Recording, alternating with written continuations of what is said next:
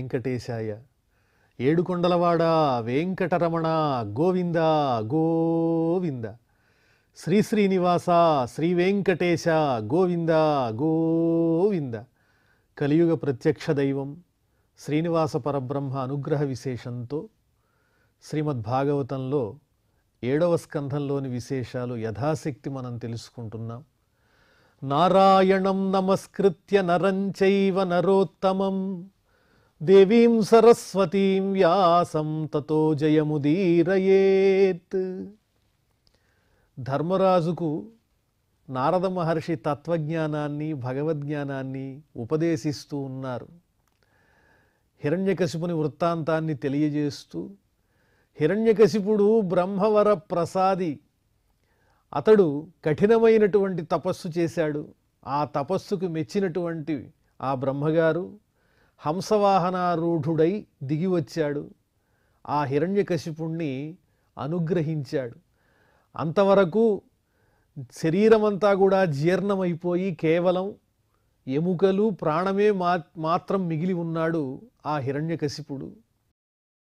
బ్రహ్మగారిని చూడంగానే ఆనందించాడు.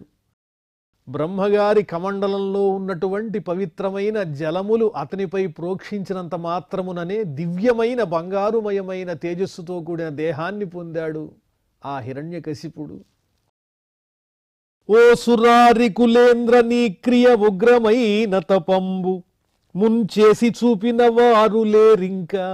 నాయనా హిరణ్యకశిపో, నీలాగా తపస్సు చేసినటువంటి వాళ్ళు ఇంతకు ముందు అన్నడూ లేరు, నేను చూడలేదు. చేయువారును లేరు నేనీ సమాధికి మెచ్చితిన్ విను నీ అభీష్టములిత్తు. నీ కోరికలేమిటో చెప్పు. నువ్వు చేసినటువంటి ఈ తపస్సుకి నేను మెచ్చానయ్యా. ఆయాసమేటికి లెమ్ము వేగ మహాత్మ కోరుము కోరికల్. ఇంకా ఆయాసపడతావెందుకు, ఇంకా చాలు, వరాలేమిటో కోరుకో అని ఆ హిరణ్యకశిపుణ్ణి అనుగ్రహిస్తున్నారు బ్రహ్మగారు. వెంటనే హిరణ్యకశిపుడు బ్రహ్మగారికి సాష్టాంగ నమస్కారం చేసి ప్రార్థిస్తున్నాడు. వరాలిచ్చేటువంటి పరమాత్మ ప్రత్యక్షమైనప్పుడు అనుగ్రహాన్ని పొందుతూ స్తోత్రం చేయటం భక్తుల లక్షణం కదా. కల్పాంతే కాల సృష్టేన యోంధేన తమసావృతం అభివ్యనగ్జగదిదం స్వయం జ్యోతిస్వరోచిష. స్వామి, సృష్టికర్తవైనటువంటి ఓ బ్రహ్మదేవా, నీకు నమస్కారం. కల్పాంతంలో కాలంచేత సృష్టింపబడినటువంటి చీకటినంతా కూడా నీ తేజస్సుతో పోగొడుతూ ఉన్నావు. అంధకార బంధురమైనటువంటి ఈ జగత్తునంతా కూడా నీ దివ్య కాంతులతో ప్రకాశింపచేస్తూ ఉన్నావు ఓ పరమాత్మ. అంత గొప్పవాడవైన సృష్టికర్తవైనటువంటి నీకు నమస్కారము. ఆత్మనా త్రివృతాచేదం సృజత్యవతి లుంపతి రజస్సత్వతమోధాంనే పరాయ మహతే నమః. అన్నిటికన్నా ఉత్కృష్టమైనటువంటి పరమాత్ముడవు నీవే. పరాయ మహతే నమః. గొప్పవాడవైన ఓ స్వామి, నీకు నమస్కారం. నువ్వే నీ మాయ చేత సత్వ రజస్తమో గుణాలనేటువంటి వాటిని సృష్టించి సత్వగుణంతో పరిపాలిస్తున్నావు, రజోగుణంతో సృష్టిస్తున్నావు, తమో గుణంతో లయం చేస్తూ ఉన్నావు. ఈ త్రిగుణముల యొక్క సృష్టికర్తవు నీవే. ఈ లోకములను నీ ఇచ్ఛ ప్రకారము సృష్టించి నడిపించి లయం చేసేటువంటి ఆ మహానుభావుడవు నీవే ఓ పరమాత్మ, నీకు నమస్కారము. నమ ఆద్యాయ బీజాయ జ్ఞాన విజ్ఞానమూర్తయే ప్రాణేంద్రియ మనోబుద్ధి వికారైర్వ్యక్తిమీయుషే ఆద్యాయ నమః. అందరికన్నా మొట్టమొదటి పరమాత్మ స్వరూపుడవు మహానుభావుడవు నీవే. నీకన్నా ముందు ఇంకేమీ లేదు. తనకిష్టమైనటువంటి దైవం ప్రత్యక్షం కాగానే అతడే అన్నిటికన్నా గొప్పవాడు అనేటువంటి సంకల్పం చాలా గొప్పది ప్రతి ఒక్కరికి కూడా. మనం ఎవరినైతే ఇష్టదేవతను ఆరాధన చేస్తున్నామో ఆ దైవమే ఇతరానపేక్షంగా మనకన్నీ ఇవ్వగలడనేటువంటి విశ్వాసం ఉన్నప్పుడే ఆ భగవద్ అనుగ్రహం సంపూర్ణంగా లభిస్తుంది. కాబట్టి ఆ బ్రహ్మను చూచి నీవే పరమాత్మ అంటున్నాడు. జ్ఞాన విజ్ఞానమూర్తయే, జ్ఞాన విజ్ఞాన స్వరూపుడవు నీవే. ప్రాణేంద్రియ మనోబుద్ధి వికారైర్వ్యక్తిమీయుషే. ప్రాణములు, ఇంద్రియములు, మనస్సు, బుద్ధి వికారముల చేత తెలుసుకోదగినటువంటి వాడవు నీవే అని వర్ణిస్తూ, ఓ పరమాత్మ నన్ను అనుగ్రహించు. త్వమీశిషే జగతస్తస్థుషశ్చ ప్రాణేన ముఖ్యేన పతిః ప్రజానాం చిత్తస్య చిత్తేర్మన ఐంద్రియాణాం పతిర్మహాన్ భూత గుణాశయేషః. నీవే నియంతవై ఉన్నావు. జగతస్తస్థుషశ్చ, స్థావర జంగమాత్మకమైనటువంటి సమస్తమైన ఈ లోకాలన్నింటినీ కూడా నడిపించేవాడవు నీవే, ఆ స్వరూపం నీవే. అలాగే ప్రతి ప్రాణిలో అంతర్లీనంగా ఉండేటువంటి ముఖ్యమైన ఆ పరంజ్యోతివి నీవే. అలాగే మనస్సు, జ్ఞానేంద్రియాలు, కర్మేంద్రియాలు వీటన్నింటినీ కూడా ప్రేరేపించేటువంటి వాడవు నీవేనయ్యా ఓ పరమాత్మ. ఈ ప్రాణులన్నీ కోరుకునేటువంటి కోరికలుంటాయే, వాటిలన్నిటినీ నియమించి అందించేటువంటి వాడవు కూడా నీవే. అనుగ్రహించు స్వామి. త్వం సప్తతంతూన్వితనోషి తన్వా త్రయ్యా చాతుర్హోత్రక విద్యయా చ త్వమేవ ఆత్మాత్మవతామనాదిః అనంతపారః కవిరంతరాత్మా. అనంతపారః, అంతములేని ఒడ్డు. నీకు అంతము లేదు, ఆది లేదు, ఆద్యంతరహితుడవైనటువంటి పరమాత్మ స్వరూపుడవు నీవే. అందరిలోనూ ఉన్నవాడవు నీవే. అంతేకాదు సాక్షాత్తు నీవు వేదస్వరూపుడవు. బ్రహ్మను వేదస్వరూపునిగా చక్కగా వర్ణిస్తూ ఉన్నాడా హిరణ్యకశిపుడు. త్వం సప్తతంతూన్ వితనోషి తన్వా. అగ్నిష్టోమము, అత్యగ్నిష్టోమము, షోడశి, ఉక్తి, అతిరాత్రం, అప్తోర్యామం, వాజపేయం అనబడేటువంటి సప్తసోమ సంస్థలు. అంతేకాదు ఈ సప్త శబ్దంతో ఎన్నో విధములైనటువంటి వైదికమైన చక్కని సంప్రదాయాలు, యజ్ఞములు ఉన్నాయి. అవన్నీ నీవే ఉన్నావయ్యా పరమాత్మ. త్రయ్యా చాతుర్హోత్రక విద్యయాచ. చాతుర్హోత్ర్యము అనేటువంటిది ఒక యజ్ఞస్వరూపం. పంచకాఠకాల్లో చెప్పబడి ఉన్నది ఈ పదం. సావిత్రకాఠకం, నాచికేతం, వైశ్వసృజం, చాతుర్హోత్రం, ఆరుణకేతుకం అనబడేటువంటి ఐదింటిలో ఈ చాతుర్హోత్ర్యం అనేది కూడా ఒకటి. ఆ యజ్ఞస్వరూపాలన్నీ నీవే ఉన్నావు. అంతేకాదు వేదత్రయములు నీవే కదా. ఋగ్వేదము, యజుర్వేదము, సామవేద స్వరూపుడవు నీవే.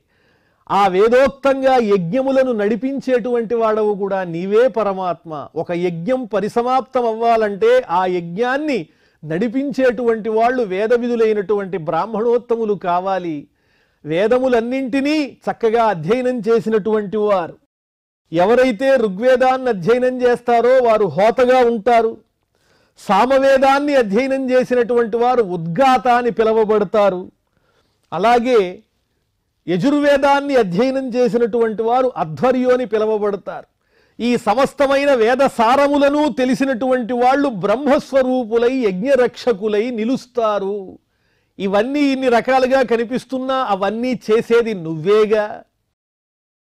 దేవతలకు హవిర్భాగాలు అందించాలి కదా. ఆ హవిస్సుని సిద్ధం చేసేటువంటిది యజుర్వేదం అయితే, ఆ హవిస్సు యొక్క గొప్పతనాన్ని చక్కగా వర్ణించి చెప్పేటువంటిది సామమైతే, పవిత్రమైన ఈ హవిస్సుని దేవతలకు అందించేటువంటిది ఆ ఋగ్వేదము.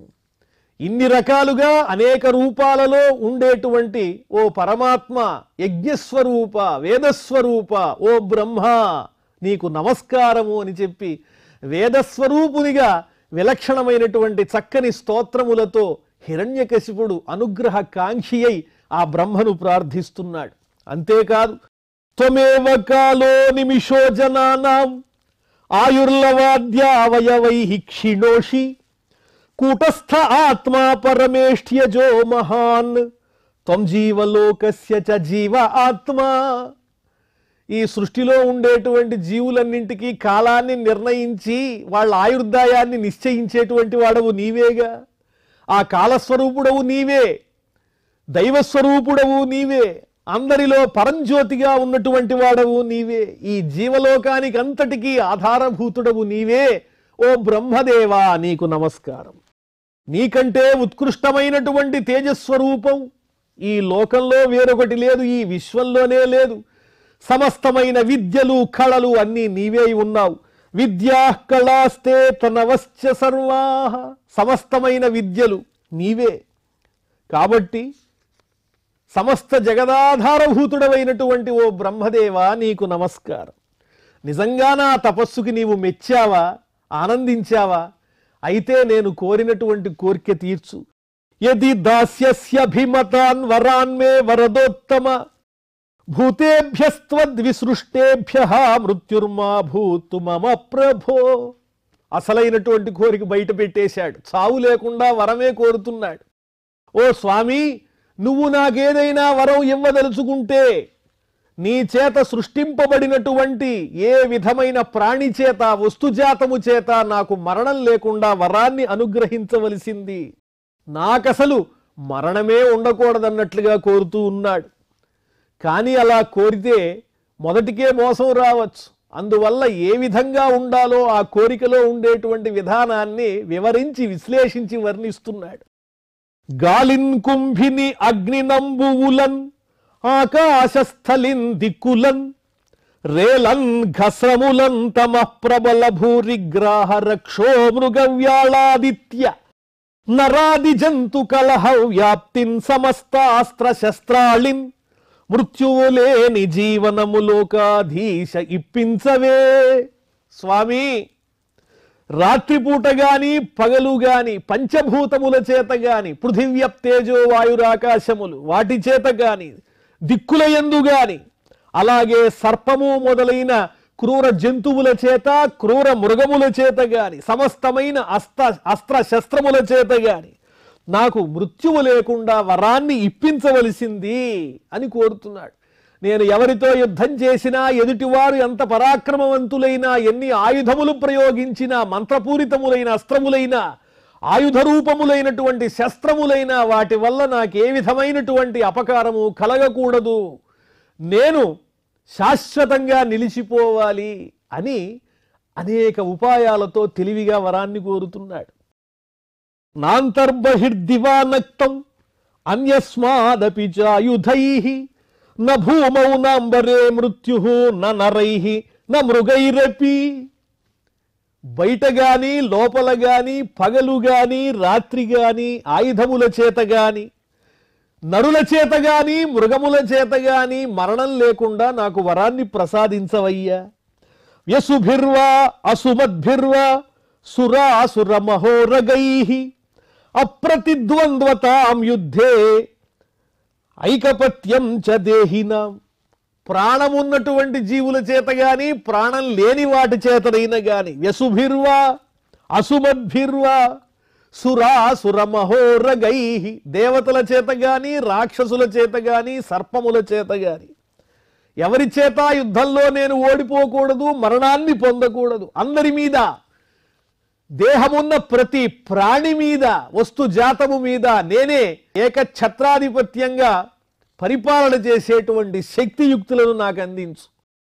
సర్వేషాం లోకపాలానాం మహిమానం యథాత్మనః తపోయోగ ప్రభావాణం ఎన్నరిష్యతి కర్హిచిత్.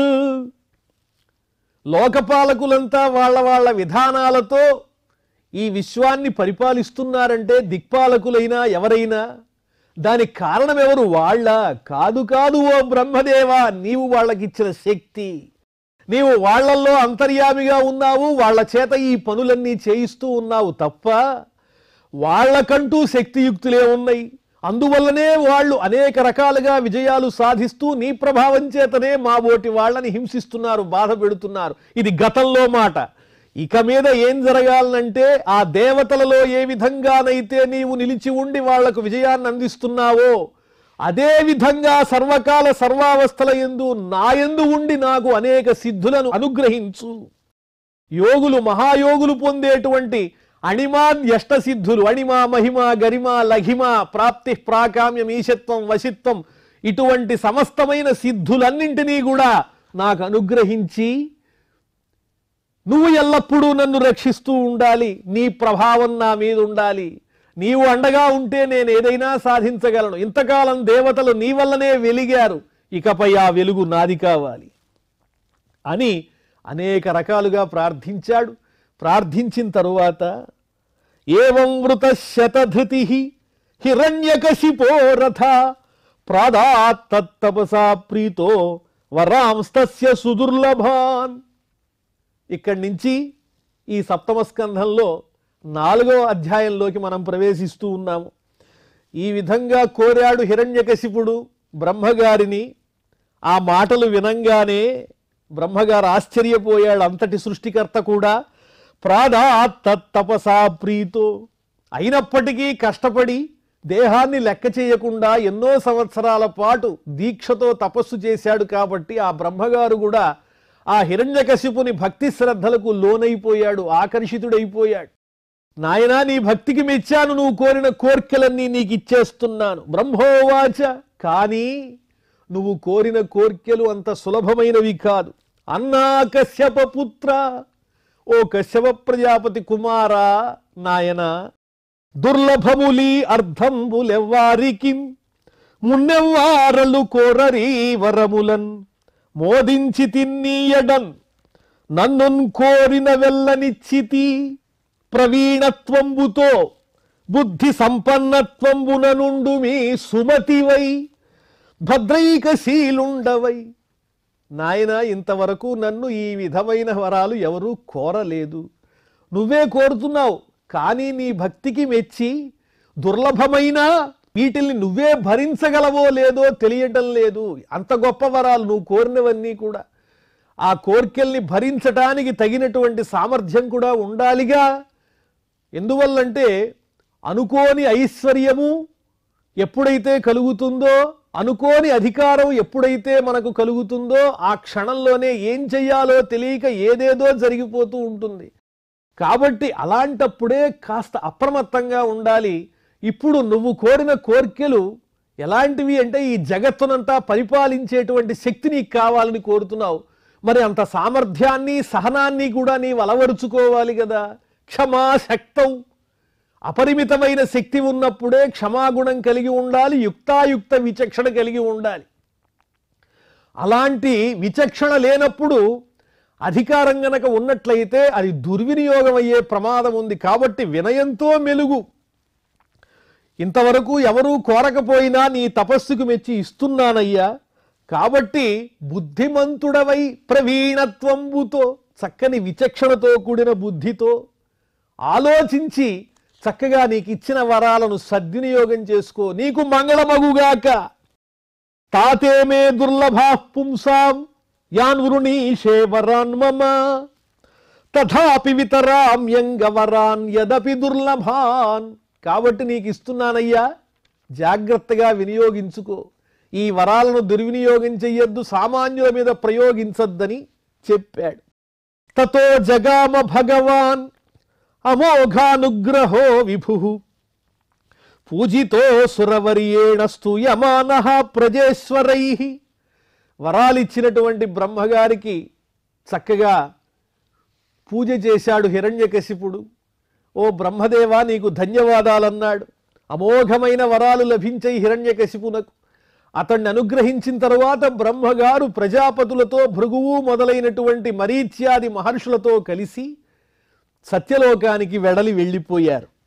ఏవం లబ్ధవరో దైత్యో బిభ్రద్ధే మమయం వపుహు భగవత్యకరో ద్వేషం భ్రాతుర్వధమనుస్మరన్. వరాలైతే వచ్చాయి కానీ బ్రహ్మగారు చెప్పినటువంటి మాటలు సరిగా వినిపించుకోలేదు. మత్సరం లేకుండా, ద్వేషం లేకుండా బుద్ధిమంతుడవై హాయిగా జీవించు అని చెప్పిన బ్రహ్మగారి మాటలు వినిపించుకోకుండా తన సోదరుడైన హిరణ్యాక్షుణ్ణి సంహరించినటువంటి శ్రీహరి మీద ద్వేషంతో ఏ విధంగానైనా దేవతలందరినీ కూడా నాశనం చెయ్యాలని కంకణం కట్టుకున్నాడు. ఎల్లప్పుడూ ఆ విషయాన్నే తలుచుకుంటున్నాడు. అతని శరీరం అంతా కూడా బంగారుమయంగా ప్రకాశించిపోతూ ఉన్నది. దివ్యమైన శక్తులన్నీ వచ్చేసాయి. సవిజిత్య దిశ సర్వాహ లోకాంశ్చత్రీన్ మహాసురః. దిక్కులన్నింటినీ జయించాడు, లోకాలన్నింటినీ జయించాడు. అదేవిధంగా దేవాసుర మనుష్యేంద్రాన్, దేవతలను అసురులను ఇంద్రాది దేవతలను గంధర్వులను గంధర్వ గరుడోరగాన్, గరుడ జాతికి సంబంధించినటువంటి పక్షులను సర్పములను ఇలా అందరినీ జయిస్తూ వచ్చాడు. పొద్దున్నే లేవంగానే ఎవరి మీద ఈరోజు మన దాడి అని తన సేవకులను అడుగుతాడు. వారు చెప్పినటువంటి ప్రకారం బేరీజు వేసుకుని ఒక్కొక్క రోజు ఒక్కొక్కరి దగ్గరికి వెళ్ళి వాళ్ళ మీద దాడి చేసి, ఒకరోజు సిద్ధులను, ఒకరోజు చారణులను, ఒకరోజు దేవతలను, ఇంకొక రోజు అసురులను, ఇంకో రోజు గరుడులను, ఈ రకంగా ఒక వరుస ప్రకారం లెక్క పెట్టుకుని మరి తనకి ఎవరి మీదైతే కోపమున్నదో ద్వేషమున్నదో వాళ్ళందరినీ అణగదొక్కటం ప్రారంభించాడు. సిద్ధచారణ విద్యాధ్రాన్ ఋషీన్ పితృపతీన్ మనూన్ యక్షరక్ష పిశాచేశాన్ ప్రేతభూతపతీనథ. యక్షులు రాక్షసులు పిశాచులు అనబడేటువంటి ఒక తెగ, ప్రేతభూతపతీనథ సమస్తమైన ప్రాణులందరినీ, ఋషులను పితృదేవతలను వీళ్ళందరినీ కూడా, గంధర్వులను కూడా బాధ పెట్టడం ప్రారంభించాడు. సర్వసత్వపతీన్ జిత్వా వశమానీయ విశ్వజిత్. కొన్ని ప్రాణులకు ఒక అధిపతి ఉంటాడు. అనేక రకాలైన ప్రాణులున్నాయి ఈ సృష్టిలో. ఒక్కొక్క ప్రాణికి, ఒక్కొక్క ప్రాణి సమూహానికి ఒక్కొక్క అధిపతి ఉంటాడు. వాళ్ళందరినీ పట్టుకుని ఆ అధిపతిని చావగొట్టడం ప్రారంభించాడు. యక్షులందరికీ అధిపతి ఎవరు? కుబేరుడు. కాబట్టి కుబేరుణ్ణి పట్టుకుంటాడు. ఇలా అధికారులైనటువంటి వాళ్ళందరినీ పట్టుకుని హింసించడం ప్రారంభించాడు. జహారలోకపాలానాం స్థానాన్ని సహ తేజస. ఆ దిక్పాలకులందరినీ కూడా వెళ్ళగొట్టి తన తేజస్సుతో, పౌరుషంతో, పరాక్రమంతో అధికారాన్నంతా తన స్వాధీనం చేసుకున్నాడు ఆ హిరణ్యకశిపుడు. ఇక అమరలోకానికి వెళ్ళాడు. అమరలోకంలో ఎన్నో సుఖాలుంటాయి, చాలా అందంగా ఉంటుంది అమరలోకం. మాకింతవరకు ప్రవేశం లేదు, ఆ దేవతలే అనుభవించారు ఆ లోకంలో ఉండేటువంటి సౌఖ్యాన్నంతా, ఇకపై నేను అనుభవించాలనుకున్నాడు. దేవోద్యాన శ్రియాజుష్టం అధ్యాస్తే స్మత్రివిష్టపం మహేంద్ర భవనం సాక్షాత్ నిర్మితం విశ్వకర్మణ.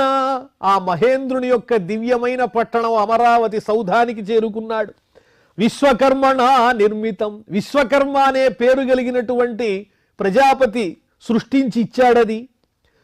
ఆ నగరానికి వెళ్ళి దేవోద్యాన శ్రియాజుష్టం, దేవతల యొక్క ఉద్యానవనాలున్నాయి అక్కడ. నందనవనము మొదలైనటువంటి చక్కని ఉద్యానవనాలతో ప్రకాశించేటువంటి ఆ నగరాన్ని చేరుకుని త్రైలోక్య లక్ష్యాయతనం అధ్యువాసాఖిలర్ధిమత్, కోరికలన్నీ అనుభవించాలి అనేటువంటి తాపత్రయంతో ఆ స్వర్గంలో అడుగుపెట్టి, సమస్తమైన సంపదలకు దేవతలకు ఆధారభూతమైనటువంటిది ఈ స్వర్గమే కాబట్టి ఇక్కడే నా నివాసమని స్వర్గాన్ని అనుభవించడం ప్రారంభించాడు. ఆ స్వర్గం ఎలా ఉన్నదో వర్ణిస్తున్నారు. యత్ర విద్రుమ సోపానాః మహామారకతా భువః యత్ర స్ఫాటిక కుడ్యాని వైడూర్యస్తంభ పంక్తయః. ఆ స్వర్గంలో ఉన్నటువంటి వైభవాలు అంతా ఇంతా కాదు.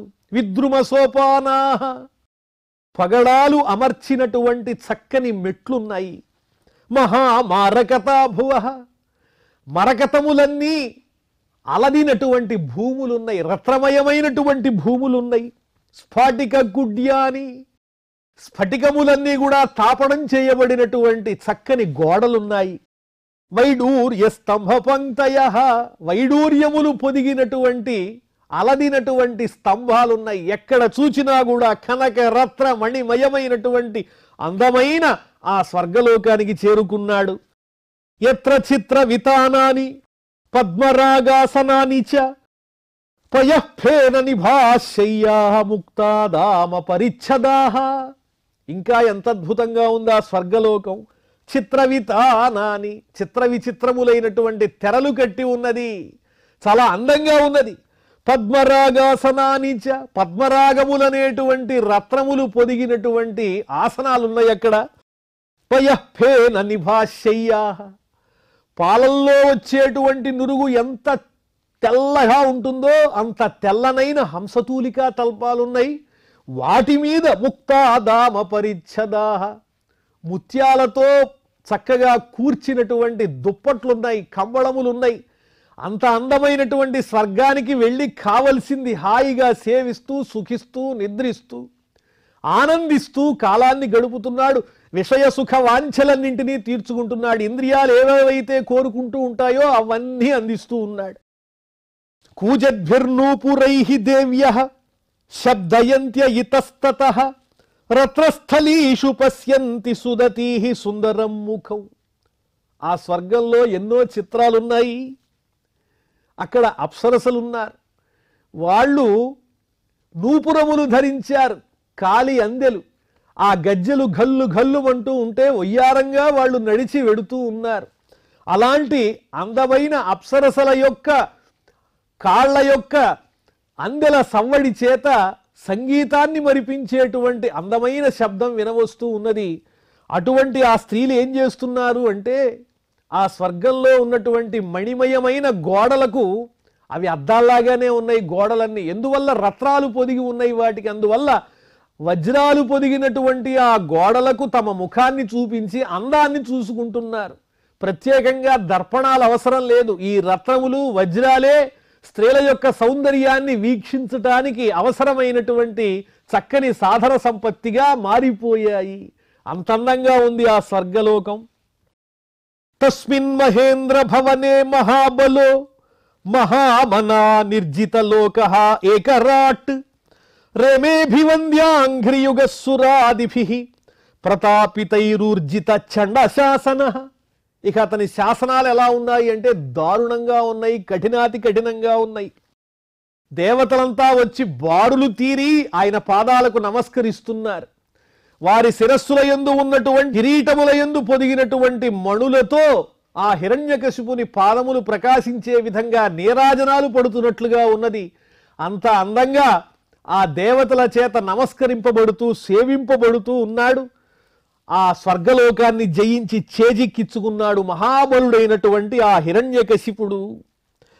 ఏ దిక్పాలు రచూచి నేడలుగునో, ఏ దేవు బంధించునో, ఏ దిగ్భాగము మీద దాడి చనునో, ఏ ప్రాణులల్ చంపునో, ఈ దైత్యేశ్వరుడంచు నొండొరులు దారింద్రాదులు ఆస్థాన భూవేదిన్నికి చూతురు. ఈరోజు ఎవరిని తిట్టబోతున్నాడో, ఎవరిని శిక్షించబోతున్నాడో, అతని మనస్సులో ఎవరిని కష్టపెట్టాలని ఉందో కదా, మన వరుసలో ఎవరిని పిలుస్తాడో అని భయభ్రాంతులై దేవతలందరూ కూడా మాట్లాడకుండా నిశ్శబ్దంగా ఆసనాల వెనక దాగి నక్కి చూస్తూ ఉన్నారు. ఈరోజు నా వంతు వస్తుందా, లేకపోతే వాయువు వంతు వస్తుందా, అగ్ని వంతు వస్తుందో తెలియటం లేదు, లేకపోతే ఇంద్రుణ్ణే పిలుస్తాడేమో అని భయపడుతూ దేవతలే బాధపడుతూ ఉంటే సమస్తమైన ప్రాణులు కూడా వణికిపోతూ ఉన్నాయి. భయావిర్భూత రోమాంచులై, వారి ఆందోళన చేత భయము చేత వారి శరీరం మీద రోమాంచం కలుగుతూ ఉన్నది అని వర్ణిస్తున్నారు చక్కగా. ఆ విధంగా ఆ హిరణ్యకశిపుని ఆగడాలంతా ఇంత అని కాకుండా దారుణాలు చేస్తూ ఉన్నాడు. తమంగమత్తం మధునోరు గంధిన వివృత్త తామ్రాక్షమశేషధిష్ణ్యపాః ఉపాసతోపాయన పాణిభిర్వినా త్రిభిస్తపో యోగ బలౌజ సాంపదౌ. బాగా మదించి ఉన్నాడు అధికారంతో, మధువు సేవిస్తున్నాడు. సువాసనాపూరితమైనటువంటి మధువుని సేవిస్తూ, ఆ మధువు సేవించటం చేత బాగా ఎర్రనైనటువంటి నేత్రములు కలిగిన వాడై ఆ గుడ్లు తిప్పుతూ ఉన్నాడు, గిరగిరా తిప్పుతున్నాడు. మదించినటువంటి సురాపానం చేసినటువంటి మత్తుతో కళ్ళు తిప్పుతూ ఉన్నాడు. ఉపాసతోపాయన పాణిభిర్విన, అలా మధువుని సేవించి మత్తెక్కి గర్వించి ఉన్నటువంటి ఆ హిరణ్యకశిపుణ్ణి అతని అనుగ్రహాన్ని పొందటం కోసం దేవతలందరూ కూడా ఉపాయనాలు తీసుకుని బయలుదేరారు. కానుకలతో హిరణ్యకశిపుని యొక్క అనుగ్రహాన్ని పొందడానికి ప్రయత్నిస్తూ అనేక రకాలైనటువంటి సేవలు చేస్తున్నారు. ఎందువల్ల అంటే తపోయోగ బలౌజ సాంపదం. మామూలు వాడా హిరణ్యకశిపుడు? తపస్సుతో యోగంతో బ్రహ్మగారి అనుగ్రహాన్ని పొంది అద్భుతమైన వరాలు సాధించాడు. కాబట్టి ఆ దేవతలందరూ కూడా అతన్ని సేవిస్తున్నారు. త్రిభిర్విన, ముగ్గురు తప్ప. ఎవరా ముగ్గురు అంటే త్రిమూర్తులు, బ్రహ్మ విష్ణు మహేశ్వరులు తప్ప తక్కిన దేవతాగణమంతా కూడా ఆ హిరణ్యకశిపుణ్ణి సేవిస్తూనే ఉన్నారు. దితిపుత్రుండు జగత్రయైక విభుడై దేవేంద్ర సింహాసనోద్ధతుడైయుండ హరాచ్యుతాంబుజ భవుల్ తప్పంగ భీతిన్ సమాగతులై తక్కిన యక్ష కిన్నర మరుద్గంధర్వ సిద్ధాదులానతులై కానుకలిచ్చి కొల్తురతనిన్ నానా ప్రకారంబులన్.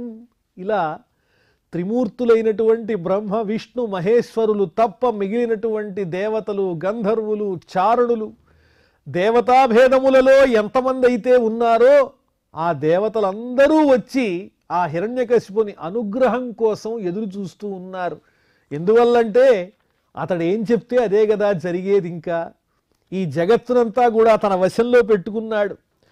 జగ్ముర్మహేంద్రాసనమోజసా స్థితం విశ్వావసుస్తుంబురురస్మదాదయ గంధర్వ సిద్ధా ఋషయోస్తు వన్ముహు విద్యాధరాశ్చాప్సరసశ్చ పాండవ.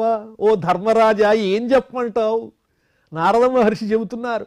నిరంతరము నారాయణ నామాన్ని చక్కగా పలుకుతూ ఆ స్వామినే తలుచుకునేటువంటి నారద మహర్షి దేవర్షి, ఆయన కూడా ఇబ్బందులు పడాల్సి వచ్చింది. మమ్మల్ని అందరినీ పిలిచాడు. నారదుల వారు అంటున్నారు, ఆ విశ్వావసుడు అనే పేరు కలిగినటువంటి గంధర్వుడు ఉన్నాడు. అతను గంధర్వ గాయకుల్లో బాగా ప్రసిద్ధుడు, బాగా పాడతాడని పేరు. ఆ గంధర్వుణ్ణి పిలిచాడు. అలాగే నన్ను తుంబురుడు మమ్మల్ని అందరినీ వరుసగా నుంచోబెట్టాడు. మీరు ఇన్నాళ్ళు పాడినటువంటి పాటలు ఒకెత్తు, ఇప్పుడు నేను చెప్పే పాటలు పాడండి. గంధర్వ సిద్ధ ఋషయోస్తు వన్ముహు. ఓ ఋషులారా, ఓ గంధర్వులారా, ఓ సిద్ధులారా, మీ మీ ప్రతిభతో నా గొప్పతనాన్ని గురించి గానం చెయ్యండి అని వాళ్ళందరి చేత కూడా తనకు నచ్చిన విధంగా పాటలు పాడిస్తూ ఉన్నాడు. విద్యాధరలు, అప్సరసలు, పాపం అప్సరసలందరూ ఆనాడు దేవేంద్రుడి ఎదుట నర్తించేటువంటి వారు ఇప్పుడు హిరణ్యకశిపుడు చెప్పినట్లుగా నాట్యం చేస్తూ ఉన్నారు. అలా అయిపోయింది స్వర్గలోకమంతా. స ఏవ వర్ణాశ్రమిభిః క్రతుభిః భూరి దక్షిణైః ఇద్యమానో హవిర్భాగాన్ అగ్రహీత్ స్వేన తేజస.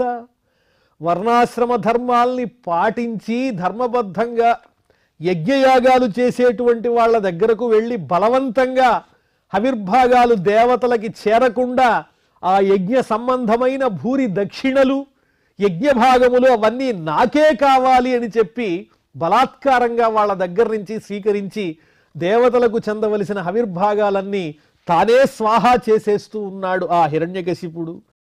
అకృష్టపత్య తస్యాసీత్ సప్తద్వీపవతీ మహి తథా కామదుఘాద్యౌస్తు నానాశ్చర్యపదం నభః.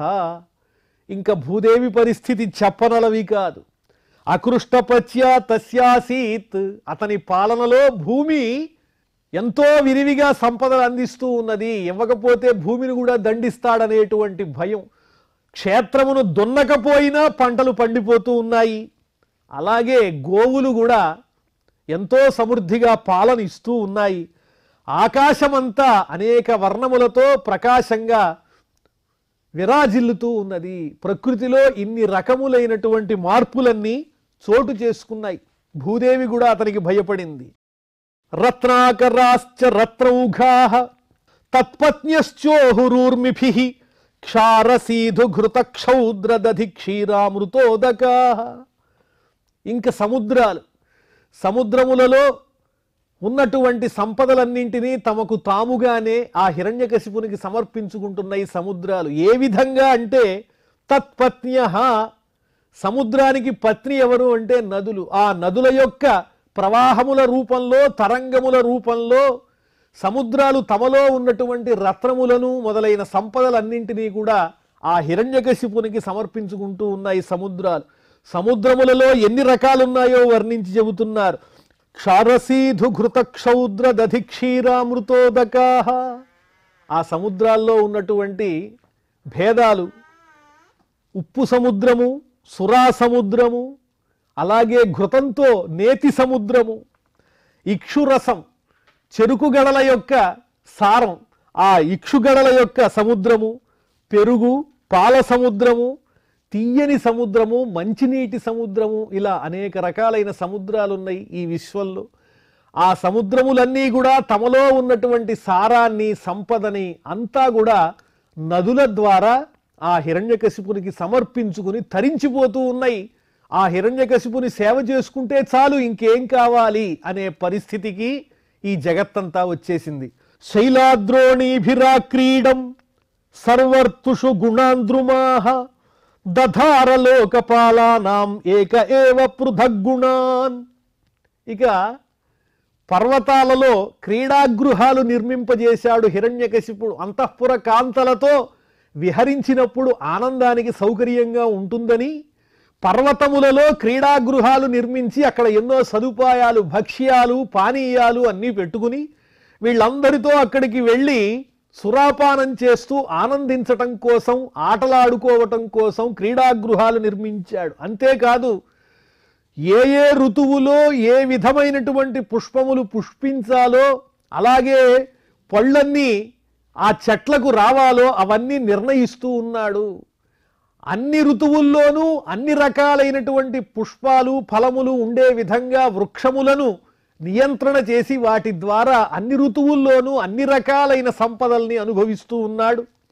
అంతేకాదు అగ్ని, యముడు మొదలైన దిక్పాలకులు చేసేటువంటి పనులన్నీ వాళ్ళని చెయ్యనివ్వకుండా తానే ఆ పనులన్నీ చేస్తూ తానొక్కడే అన్ని రకాలైనటువంటి కార్యములను సాధిస్తూ నేనే సమస్తమైన ఈ విశ్వానికి నాయకుణ్ణి అని తెలియజేసుకుంటూ ఉన్నాడు. స ఇత్థం నిర్జిత కకుప్ ఏకరాట్ విషయాన్ ప్రియాన్ యథోపజోషం భుంజానః నాతృప్యత్ అజితేంద్రియ.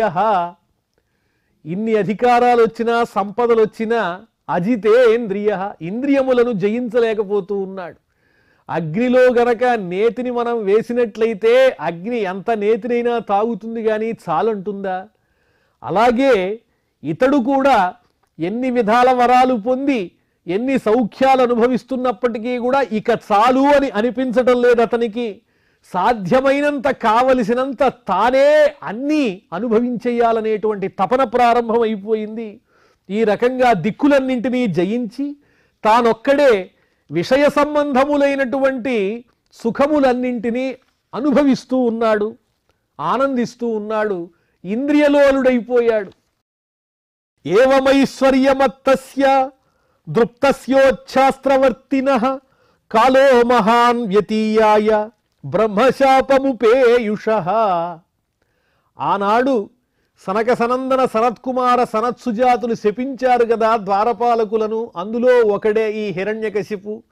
ఆ శాప ప్రభావాన్ని అనుభవిస్తూ ఉన్నాడు. ఇంకా అనుభవించవలసినటువంటి సమయం దారుణంగా ప్రారంభం కాబోతూ ఉన్నది. ఐశ్వర్యంతో మదించి అజ్ఞానంతో అంధకార బంధురుడై బాధపడుతూ ఉన్నాడు అతను. దృప్తస్యోచ్ఛాస్త్రవర్తినః, ఆ మదం వల్ల శాస్త్ర ప్రకారం చేయవలసినటువంటి కార్యములన్నింటినీ విడిచిపెట్టి శాస్త్ర విరుద్ధమైనటువంటి పనులను ఆచరిస్తూ ఉన్నాడు. ఎంతో కాలం గడిచిపోయింది. అతని వరాలను ఎంతో సమృద్ధిగా అనుభవించటం వల్ల, సుఖాలలో తేలిపోవటం వల్ల జరిగిపోతున్నటువంటి కాలాన్ని గుర్తించలేకపోతూ ఉన్నాడు. తాను పొందిన వరప్రభావం వల్ల వచ్చిన పుణ్యం అంతా కూడా ఖర్చయిపోతూ ఉన్నది. అది గమనించుకోలేకపోతున్నాడు. అదే భగవద్గీతలో స్వామి చెబుతారు, యచ్ఛాస్త్ర విధిముత్సృజ్య వర్తతే కామకారతః నససిద్ధిమవాప్నోతి న సుఖం న పరాంగతిం. శాస్త్ర విధిని అనుసరించకుండా ఇష్టారాజ్యంగా ఇంద్రియలోలులై ఎవరైతే ప్రవర్తిస్తూ ఉంటారో, సుఖాపేక్షతో ఉంటారో వాళ్ళు నాశనమైపోతారు, వాళ్ళు సుఖాన్ని పొందరు అని స్వామి చెప్పారు. తస్యోగ్రదండ సంవిఘ్నాః సర్వే లోకాః సపాలకాః అన్యత్రా లబ్ధ శరణాః శరణం యయురచ్యుతం. ఇంకా ఈ దేవతలందరూ ఆ హిరణ్యకశిపుని ఉగ్రమైన దండనలకు భయపడిపోతూ ఉన్నారు. లోకపాలకులంతా వాళ్ళకి ఏం చేయాలో అర్థం కావట్లేదు. తమ కష్టాన్ని ఎవరి దగ్గరికి వెళ్ళి చెప్పుకోవాలి? అన్యత్ర అలబ్ధ శరణాః. బ్రహ్మగారికి చెప్దామంటే ఆ బ్రహ్మే ఈ వరాలన్నీ ఇచ్చాడు. ఇప్పుడు బ్రహ్మగారు కూడా ఏమీ చెయ్యలేనటువంటి స్థితిలో ఉన్నాడు. కాబట్టి ఇంకా ఎక్కడికి వెళ్ళాలి అంటే వైకుంఠనాథుడైనటువంటి శ్రీమన్నారాయణమూర్తిని మనం చేరుకోవాలని వాళ్ళందరూ బయలుదేరి పరమాత్మ దగ్గరకు వెడుతున్నారు. ఎన్నడు మాకు దిక్కు కలదెన్నడు దైత్యుని బాధమాను, మేమెన్నడు వృద్ధి పొందగలము, ఎవ్వరు రక్షకులంచు దేవతా కిన్నర సిద్ధ సాధ్యముని ఖేచర నాయకులాశ్రయించిరి, ఆపన్నగతల్పు భూరి భవబంధ విమోచను పద్మలోచనున్. ఆ వైకుంఠానికి వెళ్ళారు. ఎవరెవరు వెళ్ళారు అంటే దేవతలు, కిన్నరులు, సిద్ధులు, సాధ్యులు ఒకటేమిటి, ఆ హిరణ్యకశిపుని దురాగతాల వల్ల దుఃఖపడేటువంటి ప్రతి ఒక్కరూ కూడా వైకుంఠనాథుణ్ణి ఆశ్రయించి, ఓ పరమాత్మ, పరంధామ, మేము ఈ దుఃఖాన్ని భరించలేకపోతూ ఉన్నామయ్యా, మాకీ హిరణ్యకశిపుని దురాగతాల నుంచి విముక్తిని కల్పించవలసింది, ఇంకెవరూ మాకు దిక్కు లేదు, నీవే శరణము అని తనను చేరినటువంటి ఆ దేవతల యొక్క దుఃఖములన్నింటినీ విన్నటువంటి పరమాత్మ వారిని ఏ విధంగా ఆదుకున్నాడు, ఆ తరువాత ఆ పరమాత్మ లీలలు ఎలా సాగాయో ఆ విశేషాలన్నీ కూడా మనం మళ్ళీ తెలుసుకుందాం. ఇప్పుడు క్షమాప్రార్థనాదులతో ఈ కార్యక్రమాన్ని పరిసమాప్తం చేసుకుందాం. అథ క్షమా ప్రార్థన. యదక్షరపదభ్రష్టం మాత్రాహీనం చ యద్భవేత్ తత్సర్వం క్షమ్యతాం దేవ నారాయణ నమోస్తుతే. శ్రియః కాంతాయ కళ్యాణ నిధయే నిధయేర్థినాం శ్రీవేంకట నివాసాయ శ్రీనివాసాయ మంగళం.